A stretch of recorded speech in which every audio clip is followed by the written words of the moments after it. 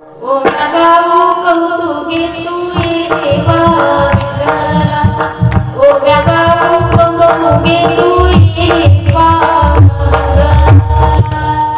जगाच्या मालकानं असं म्हटलं की वीट सोडावी आणि त्या विटेवरनं खाली यावं आणि संत जनाबाईंच्या झोपडीमध्ये येऊन जगाचा मालक दळण दळू लागायचा। जनाबाई म्हणायच्या, कृष्ण माझे माता, कृष्ण माझा पिता, बहीण बंधू चुलता, कृष्ण माझा।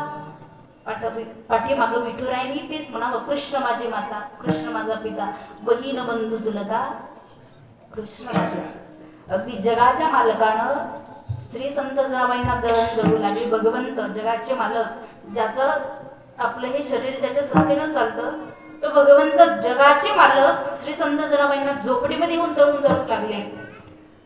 पहाटे काकडा करणारे वारकरी देवाला भांडायचे, ओ देवा म्हणे पटतं का तुम्हाला, तुमच्यासाठी एवढ्या थंडीमध्ये काकडत काकडत काकडा करतो आणि तुम्ही बीड सोडून जनाबाईंच्या झोपडीमध्ये जाता, पटतं का म्हणे तुम्हाला। देवानं म्हणून चुकलंच वारकरी माझं। पुन्हा दुसऱ्या दिवशी देवानं तिथं जावं, वारकरी मी यावं, काकडा चालू करावा, जनाबाईंचं भजन चालू झालं तर पुन्हा देवानं बीड सोडावी आणि जनाबाईंकडे जावं। जनाबाई देवाला म्हणायच्या, देवा तुम्ही माझ्याकडे येत जाऊ नका, वारकरी तुमच्यावरती रागवतात, तुम्ही माझ्या झोपडीमध्ये दळण दळण्याकरता येत जाऊ नका।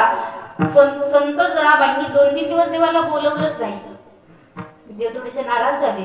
मग जनाबाईंनाही करमेना, भगवंत दळण दळण्याकरता येणार, जनाबाईंनाही करमेना।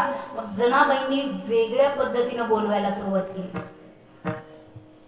जनाबाईंनी देवाला वेगळ्या पद्धतीने बोलवायला सुरुवात केली। पहाटेच्या ब्रह्ममुहूर्तावर उठल्या, जातं जटून घेतलं, जात्यामध्ये घास भरवला आणि दळण दळायला सुरुवात केली। माझ्या श्री संत जनाबाई म्हणायला लागल्या, एक एक